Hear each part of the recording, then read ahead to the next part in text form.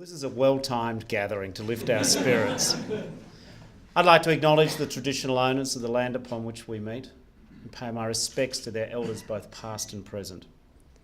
And I thank you, Ben, for your generous invitation and for our hosts at the Australia Institute to give me the opportunity to be part of tonight's celebrations. And I do concede a particular sense of pleasure to be here with the re-elected Chief Minister of the ACT, Andrew Barr, and I bet you're not sick of hearing that yet. Now, friends, I'm not sure this was quite the evening you had in mind. Who would have thought that the opening of your office would have such an impact on the global share market? But I'm here this evening also to thank you and to thank all of you here for the contribution that you make to the debate about ideas, for shaping the debate, in fact. And in the spirit of your motto, research that matters, I'm here to say that your work, your passion, your idealism, your intellect, your advocacy matters more than ever, and it's needed more than ever. But like all of you, my mind is also upon the elections in the United States tonight. It was an election campaign unlike any other, which has produced a result which has left many surprised. The American people have spoken. They have made their choice. We, as common believers in democracy, it falls to us to respect their decision. Of course, every time the people of the United States choose a new president, it has consequences for the world and for Australia. Now, I've said my piece about Mr. Trump's views before. His comments about women, about migrants, about race, amongst other matters. And tonight, I do not apologise for calling it as I see it. And as the leader of the Labor Party, we will continue to be honest with the Australian people. If I see women being disrespected, I am going to call that out. If I see people being discriminated against because of the colour of their skin or their religion, I am going to call this out. And as the alternative Prime Minister of this amazing country, I think Australians are entitled to know where I stand. And Australians should also know that our alliance with the United States has grown and maintained for 7 decades. The friendship between our two nations is strong enough for our honesty. It is far bigger than any individual, far more powerful than any personality, far more durable than who is in the government in Australia or in the United States. It will endure. Friends, no one needs to be told that this is a testing time for social democracies and for progressive politics. We live in an era where disaffection and disengagement can be easily harnessed. We live in a troubling time where many of our fellow Australians believe that participation in the democratic process changes nothing, that it's all a done deal by vested interests in the top end of town. We live at a time when many of our fellow Australians have been downsized, outsourced, privatised and rationalised, and it could be tempting for those to simply engage in the politics of blame. Many of our fellow Australians feel let down by the promises made of globalisation and free trade and are yet to see the benefits in their lives. But we also live in a time where we've seen the low road of change advocated by too many who should know better, where we see an idea creeping across our country that we are a nation divided into us and them, where there is a convenient minority serving as a scapegoat from the far from silent majority. Overcoming this, turning the tide, restoring people's faith in our democratic system, rekindling the authenticity and sincerity which could lead people to believe that their vote makes a difference.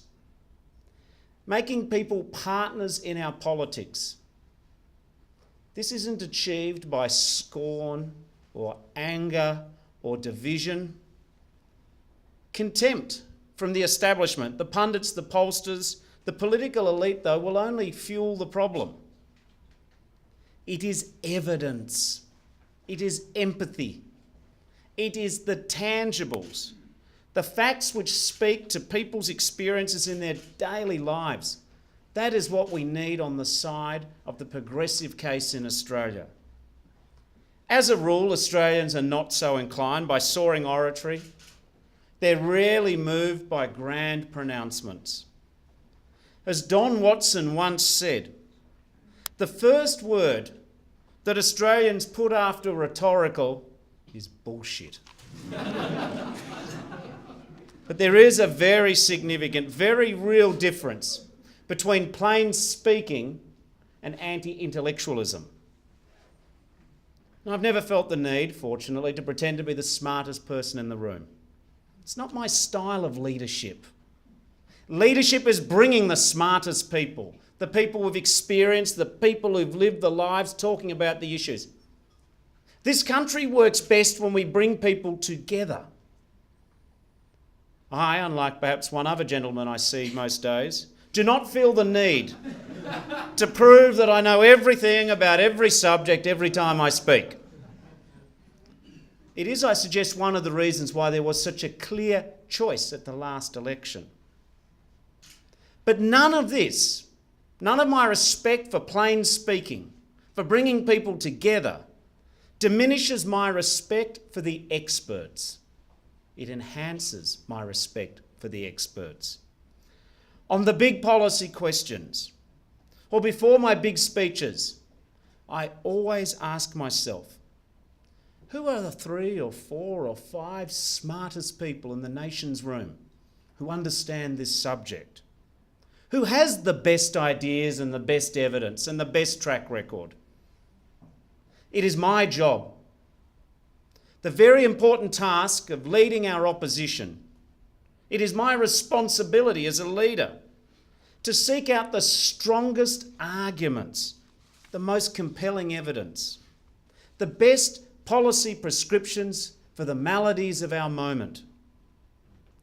And nothing dismays me more than when people who are given the great privilege of being elected to public office actively take pleasure in dismissing the views of experts.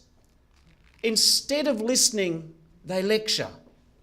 They revel in rubbishing the evidence, of trashing the data in favour of comfortable field opinions, familiar prejudice, and that great catch-all, common sense.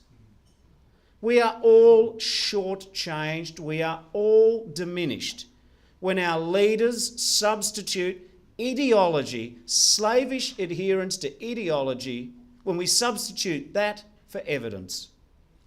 All this does is encourage an escalation of fact-free attacks and the degradation in the tone of our national debate.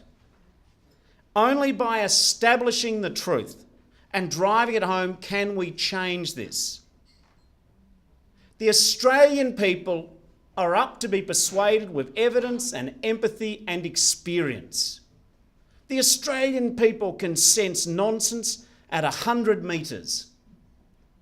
We should not lose our confidence in the power of argument and evidence and fact and advocacy in the Australian political process. It's why I'm so pleased to be helping launch your new Writers in Residence program. You've got a distinguished steering committee, giving an Australian writer some precious time to finalise their book without financial pressure. This is a great idea. It is an important idea, and congratulations. So friends, you've asked me to come and help open your offices. But now I'm actually asking you to help fundamentally improve the quality and direction of our democracy. I like to set my audiences with a challenge. They taught me in union organising school a long time ago, never let the audience leave without a task to do. So I want to leave you with perhaps a task. Stanley Kubrick said, if you can talk brilliantly about a problem, it can create the consoling illusion that it's been fixed. It might explain a couple of the plot holes in 2001. But there is great merit in that advice for all of us who serve in public life, for all of us who are interested in the progress of this nation. Because in the end, there is only so much time you can spend tilling the soil and going through the process. There is only so much canvassing and foregrounding and ventilating of the issue people will tolerate before they say with due respect, yes, but what are you going to do about it? In the same way, there's a limit to how far think tank analysis can take us. There comes a time when raising awareness and provoking debate is not enough. A time for answers, a time for solutions. And if there was ever a time for progressives, for Labor, for the left generally, to organise, to turn ideas into actions, it is now this time.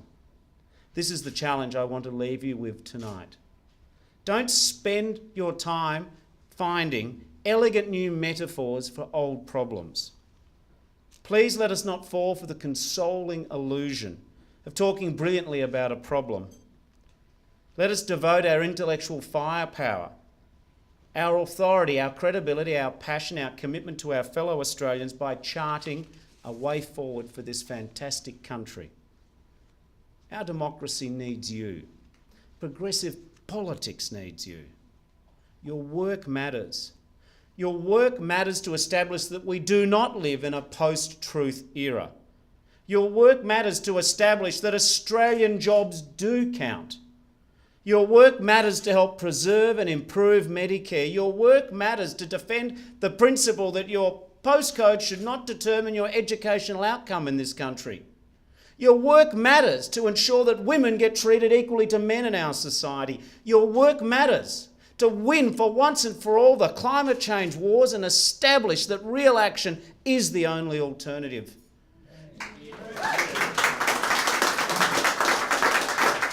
Your work matters to reform the taxation system. It matters to establish that giving millionaires tax cuts, giving multinationals and large companies $50 billion back, that is not tax reform. Tax reform is tackling unsustainable concessions in our superannuation and negative gearing and capital gains tax system. That is tax reform.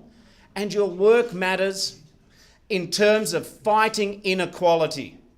The only opportunities, the best opportunities, the sustainable opportunities for our country that we love comes from recognising that there can be no true progress unless all Australians are included. Fighting inequality, your work matters now more than ever, and trust me, I've seen the worst of times and I believe that the best of times for the cause of progress in this country, they are ahead of us, and tonight should be viewed as another modest victory, another step towards a better Australia. Thank you very much.